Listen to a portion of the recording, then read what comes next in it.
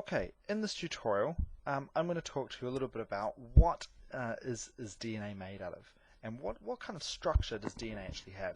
So we're just going to get a bit familiar with what is this thing we call DNA. Now I'm sure you've heard of the term DNA before. Now DNA actually stands for deoxyribose nucleic acid. Deoxyribose nucleic acid. Bit of a mouthful, and really it's not so important that you really remember that or memorize that, but we want to get a little bit of familiarity of what is this stuff that we call DNA, and essentially then what does it do. But let's have a look at what it's actually made out of, and what kind of structure it actually has to begin with. So hopefully you've watched the other two little videos in my playlist, and you'll have heard the video say that DNA is actually made out of these chemical groups called A's, G's, C's, and T's.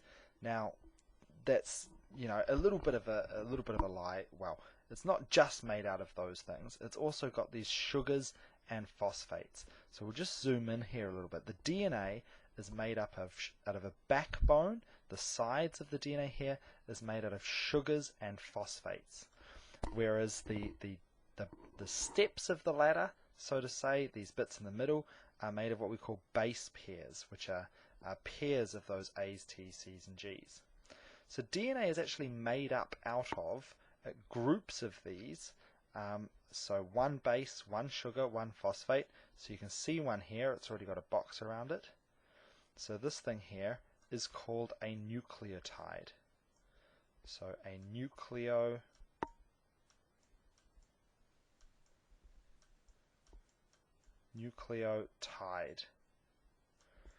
And scientists have known for a reasonably long time now that inside the nucleus, inside the center of the cells of basically every living thing, were a whole bunch of these nucleotides.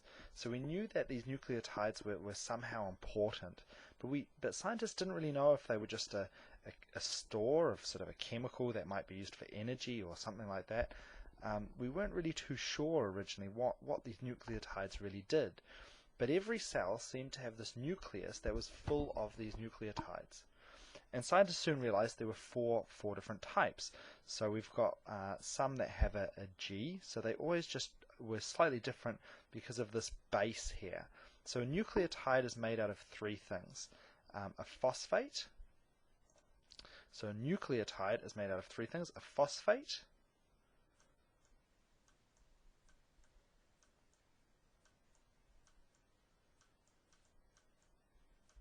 a sugar,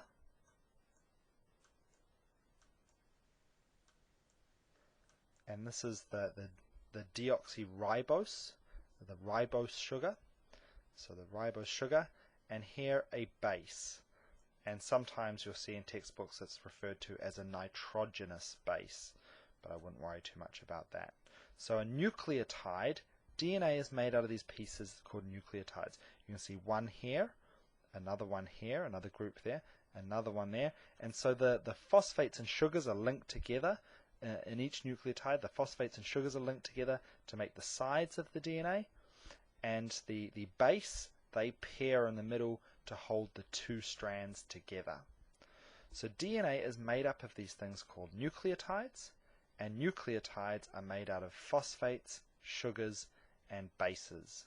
And what we should be aware of is that there are four different types of bases: the A's, T's, C's, and G's. So they pair up. Let me grab another color.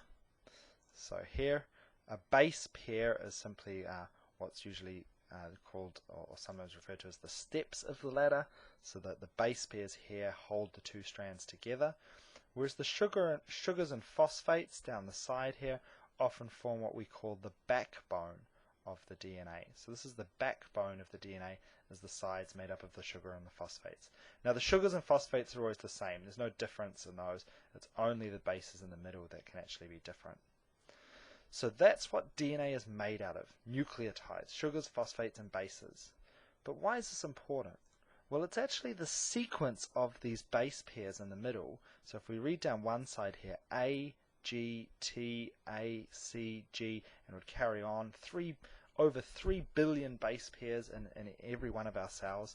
It's the sequence of those letters that actually make you who you are. That's what actually makes you who you are. So it's actually really important. But let's stick with structure for now. So if I've got the structure here, sorry, I didn't mean to zoom quite all the way out. What we say is that the DNA, if you look at it here, it isn't actually flat like that section here. We've just flattened that out to help us have a look. It's actually twisted. So the backbone make up the sides of what looks like a twisted ladder, and the bases make up the steps. So the actual way of describing the structure of DNA is we say it's a double helix. So DNA has a double helix structure. Now what does double helix mean? Well, double, two, and helix is just a fancy word essentially for spiral. So you can see the two spirals are the backbones that spiral around each other, and they're connected, held together by the base pairs. So DNA has a double helix structure. It's made out of nucleotides, and each nucleotide is made out of a sugar, a phosphate, and a base. There are 4 types of bases: A's, T's, C's, and G's. And one other thing that's really important that you need to be aware of is that A, adenine, always pairs with T, thymine. Doesn't matter which way around. So, and vice versa. Thymine always pairs with an adenine. And guanine, G, always pairs with cytosine, a C. Now you don't need to know the full names, but just be aware that A always pairs with T and G always pairs with C. And the easiest way of remembering that is just that the straight letters, the straight lined letters, pair together, and the curvy lined letters pair together. So if we have another quick look over here at our sequence over here, we'll see that that's true. So here A always pairs with T, G always with C, T with A with T, alright, vice versa. So the straight letter one's always pairing together, and that means we can actually, if you covered one side of this, you can actually figure it out from the other side. So I know if I've got A, G, T on the other side, I'd have T, C, A. Alright, and look on the other side, oh yep, I do have that. Alright, so you should be able to work out the other side is what we say is complementary to the other strand. So this side here has a complementary sequence to this side here. Alright, it'll always be the opposite. If we have an A, we'll have a T. If we have a G, a C, because those straight line letter ones, the A's and T's, adenine and thymine, pair together, and cytosine and guanine, G and C, pair together. Cool, so I hope that gives you a little bit of detail about the structure of DNA. Now you might sort of have a whole lot of questions about what does DNA actually do and all those sorts of things, but now that we know a little bit about the structure, we can actually get a better understanding of what it is that DNA actually does. So, on to our actual question. So what is DNA made out of? Come back to that thing. Nucleotides, sugars, phosphate, bases. Alright, what kind of structure does it have? Double helix with those base pairs, A's pairing with T, G's pairing with C, a sugar phosphate backbone, the sides, alright, with the base pairs holding the two strands together. Alright, lastly, where is it? I think we might as well answer that one while we're still here. So where is it? DNA is found in the nucleus. So in every cell, in virtually every cell, there is often generally a dark spot. It usually looks a little bit darker than the rest of the cell in the center of the cell. So it's in here, in the nucleus is where we find DNA. And all living things have DNA inside them. So, how did they figure that out? Well, if you watch the last little couple of videos, it was Chargaff who really gave us the clue.